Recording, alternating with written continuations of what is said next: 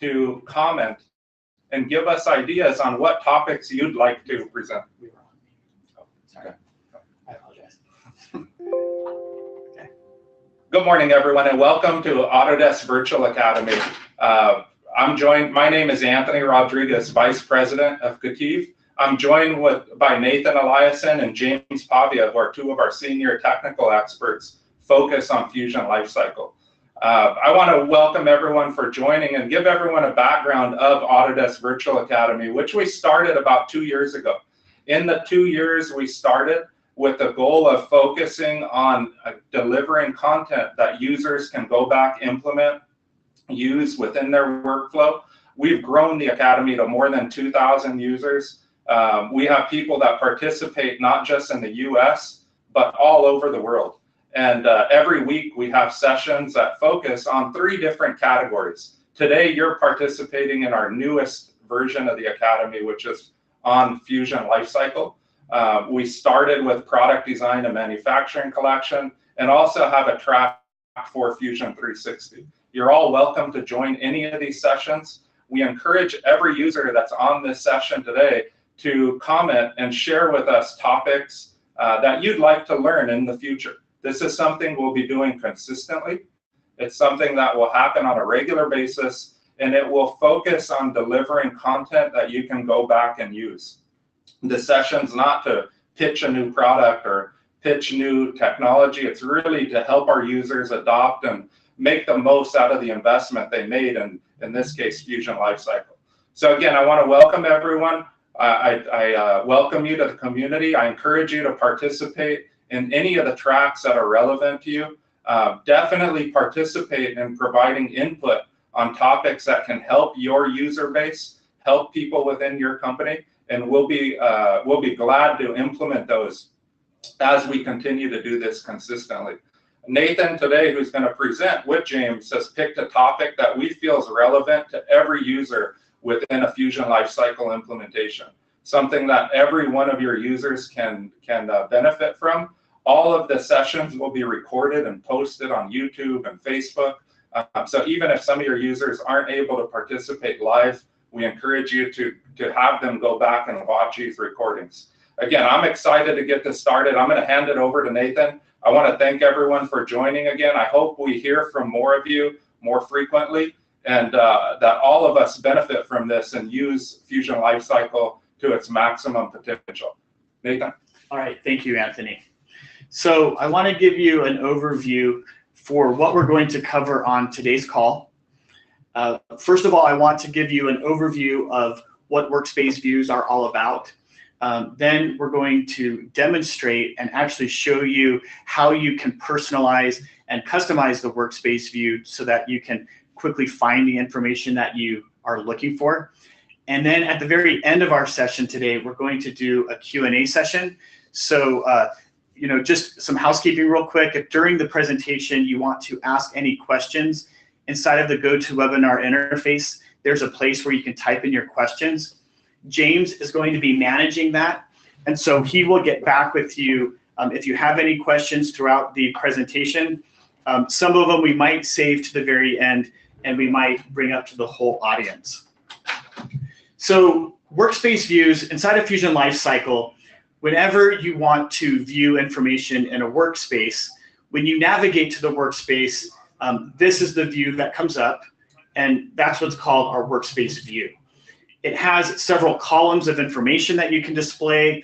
You can filter information, you can sort the information, and what's even more important is when you find a view that is very helpful for you, you can actually save that view, and you can have as many different saved views as you want. And that way you can quickly find information that you're looking for. Now, when you have hundreds or thousands of different records in a database or in a workspace, it's very helpful to know how to do this so that you can quickly find the information you're looking for. So you may or may not be aware, but over the past couple of years, Autodesk has been migrating Fusion Lifecycle from the old UI, which is shown on the left side of the screen. We refer to that as the classic interface. And they've been migrating over to the new user interface, which we call the modern interface. And you can see there are some subtle differences here. The workflow is quite a bit different, especially when it comes to personalizing the workspace views that we're going to be reviewing today. So to help cover both of these old UI and the new UI way of personalizing workspaces, we're actually going to cover both of those workflows. So first, what I want to do is I want to talk about and address the classic interface. So from the main menu, when you're in the classic user interface, to get to the workspace views, from the main menu, you pick the type of workspace that you're looking for, and then you click on the specific workspace that you want to view. So in today's presentation, we're going to be using this items and bills workspace that you can see highlighted on the screen. Now, when you click on that workspace, it's going to take you to the workspace view. And in the classic interface, there's this little pencil icon that will be very important. This pencil icon will let you either edit the existing view or create a new view. So here in this box, you can see right here on the left, it shows all of the different fields of data that we have in Fusion Lifecycle. And you can click on any of those and bring them over to the showing column. And this showing column, this is a list of the different fields that are showing inside of my workspace view. So you can see we have the item descriptor, we have the lifecycle, and we have the release letter. Now we can also add filters. So if we look at the bottom of this edit view dialog, here I can access any of the fields that I have inside of my workspace, and I can tell it what I want that value to be. And we can have one set of filters, you can have no filters, you can have 20 filters if you want. So this is where you put that type of information in the classic user interface. Then when I find a view that I like and that I'm happy with, we can go ahead and save that here. And again, like I mentioned, if you have 10 different views that you like to see, depending on what you're doing, all of those will be readily accessible, and you can click on those and it will bring up the relevant columns of data. It will bring them up filtered appropriately, and that way you can quickly access the data that's important to you. So we're going to go ahead now, and I'm going to bring up the classic interface. And you can see here we're on our home screen. And again, I go to the main menu. In our case today, the workspace view is for any workspace, by the way. It's not just items and bombs, but that's just the one that we're going to be using for our demonstration. So when I navigate to the workspace view, again, you can see that my three columns are item descriptor, lifecycle, and release letter that come in this default view. Let's go ahead and quickly add a new view. And this view we're going to call our demo view. Now, if you'll notice, by default, this is a brand new view, so I have to start telling it all of the different columns that I want. So we like these three initial columns, so I'm first going to bring over my item descriptor. And to do that, notice I can just click it and then click this little button, and it will move it over to my columns. And then I'm going to scroll down, and we're going to pick a couple of these lifecycle ones. So you can see here I want my lifecycle. This time I'm going to click and hold, and I'm going to drag it across.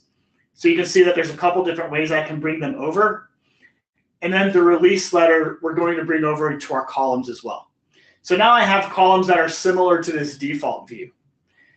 But now what I want to do is I want to add a couple of more columns. I'm going to go ahead and add our description and our unit of measure.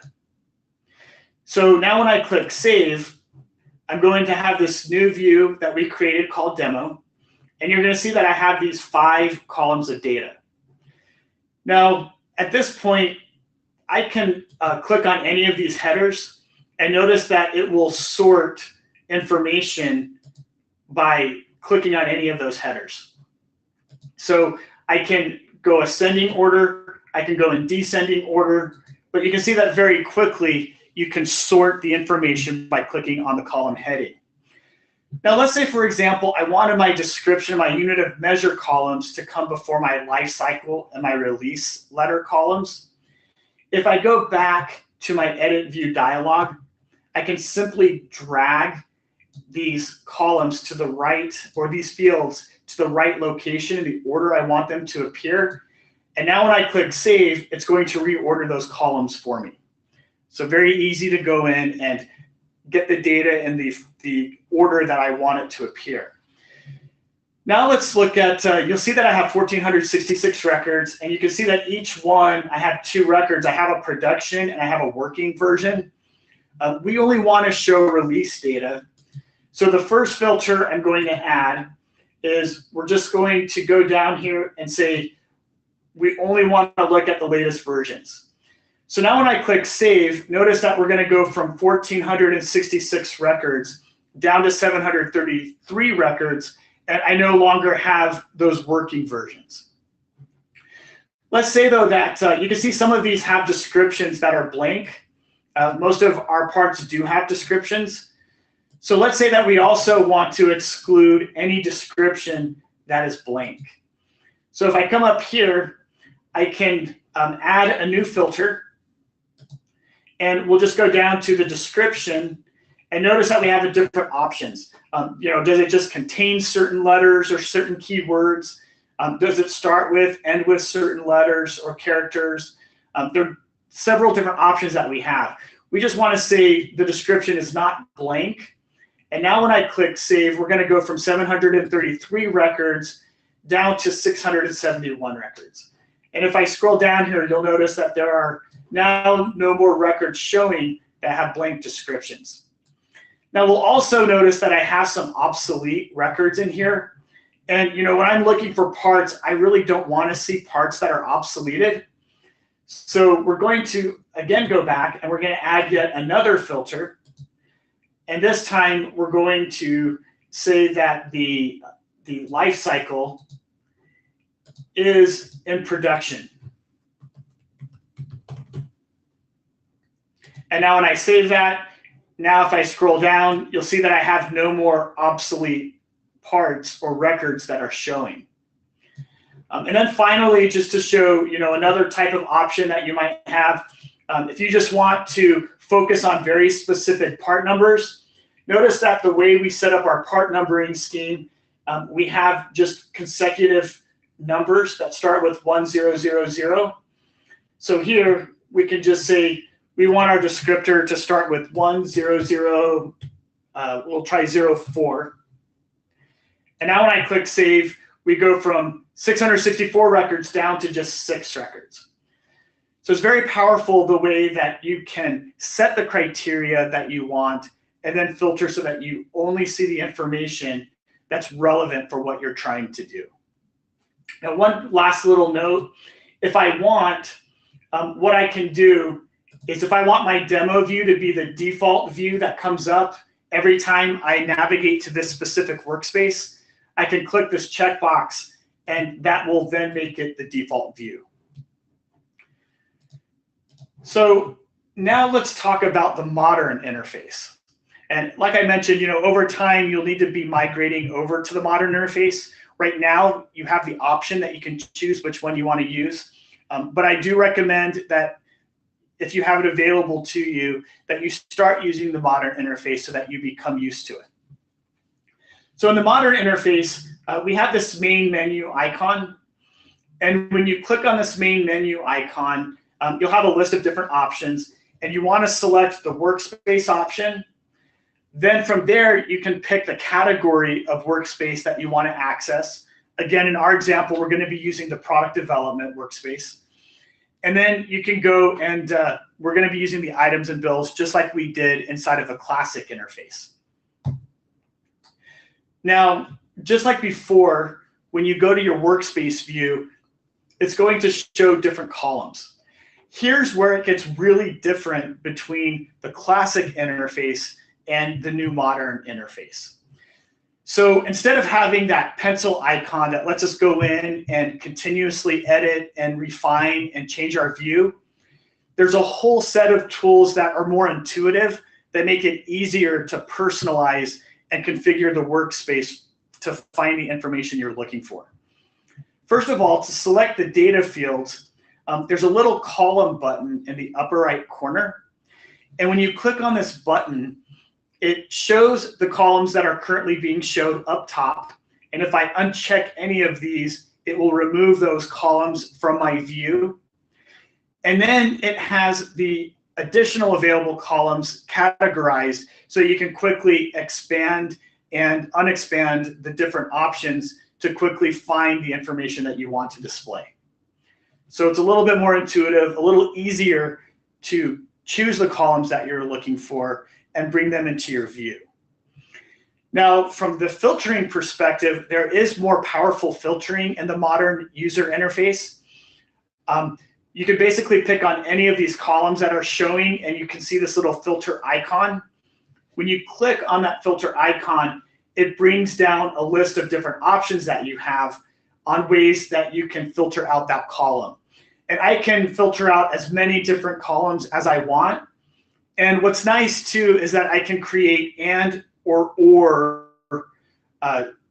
complex searches or filters so that we can be a lot more complex in the type of data that it's filtering and the information that it's showing to us. And then finally, with our saved views, you can see that we have our view list over here. And next to a default view, or any view for that matter, you have these three little dots that will show up when your cursor hovers over that.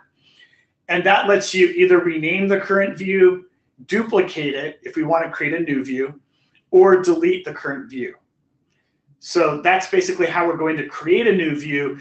We're going to duplicate an existing view, and then we're going to start modifying it and making changes on how we want our view to appear.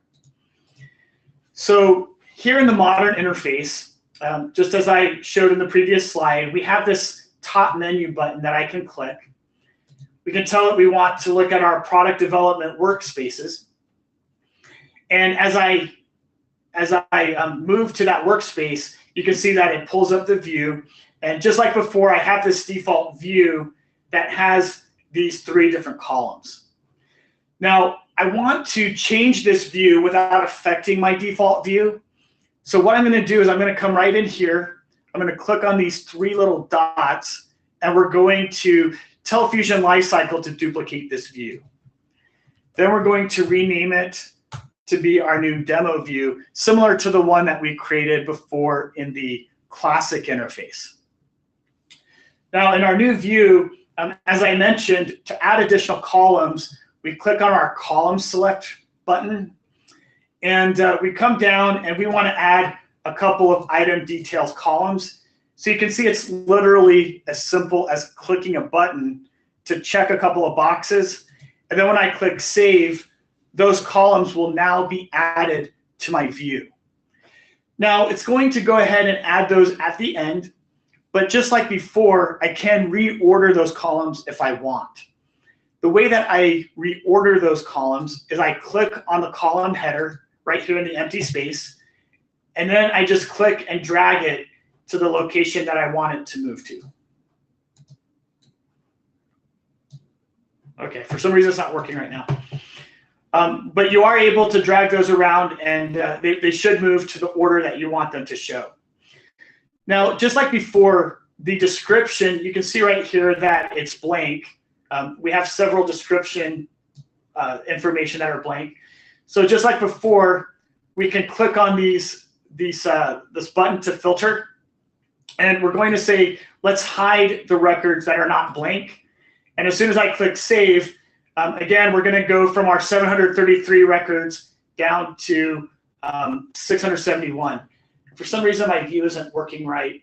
I'm going to, I don't know what's going on here. Let me go back to my home. Let me go back to my workspace.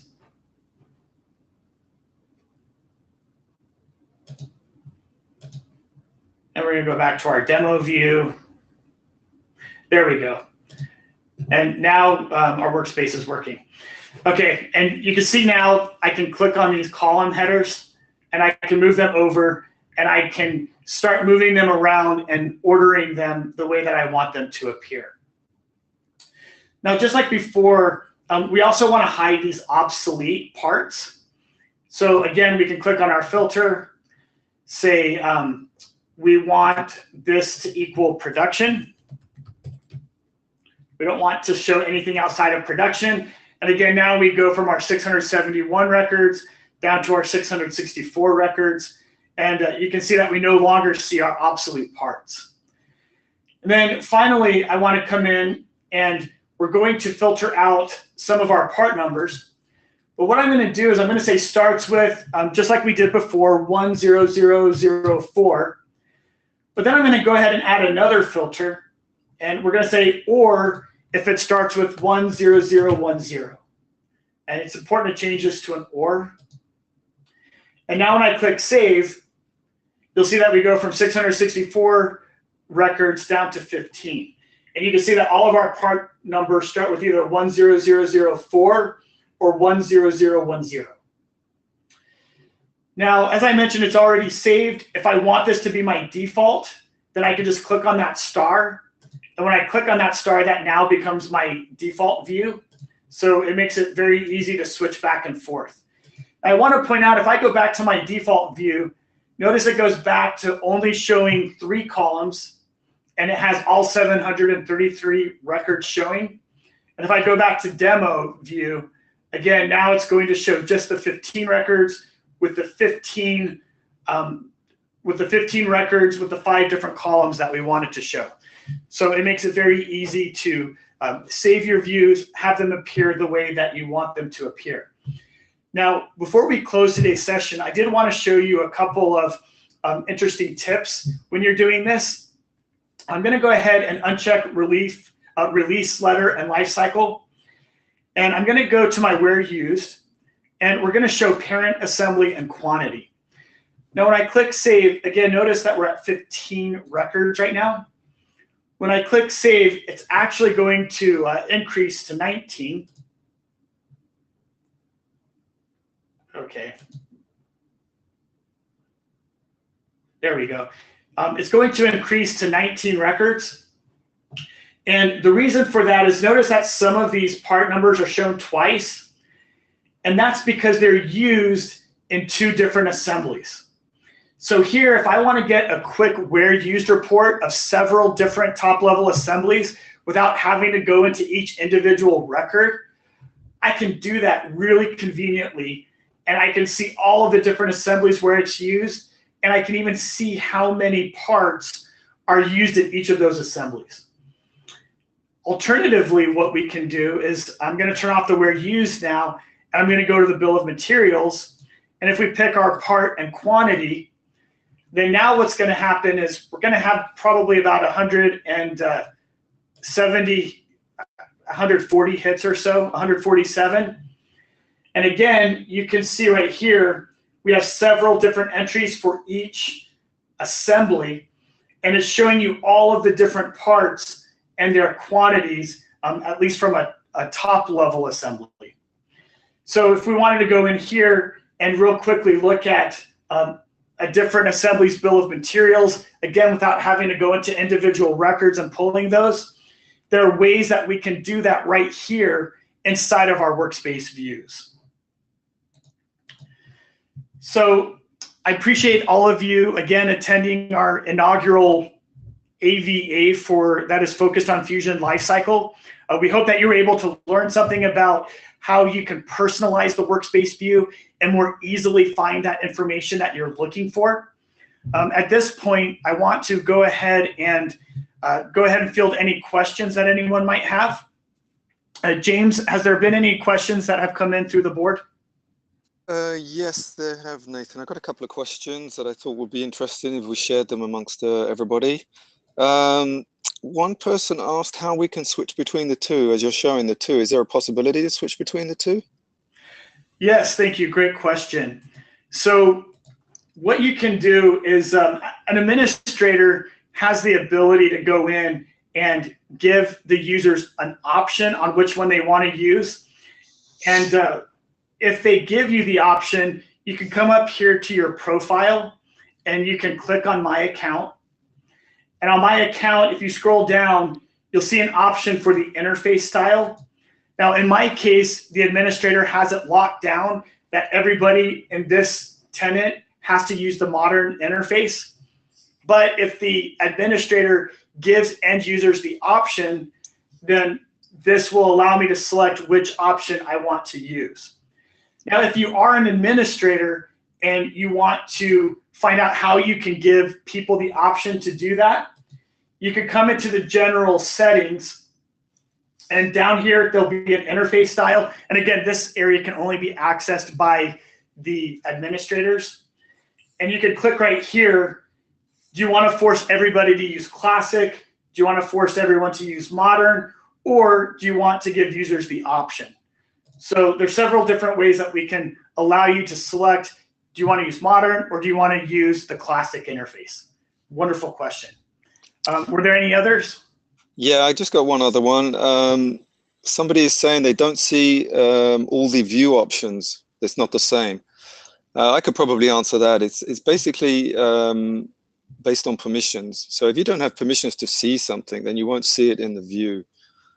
So again, it's an administrative thing based on your permissions. So if you need to see something like life cycles or other options in the view, then you'll need to see your administrator to get those permissions. Awesome.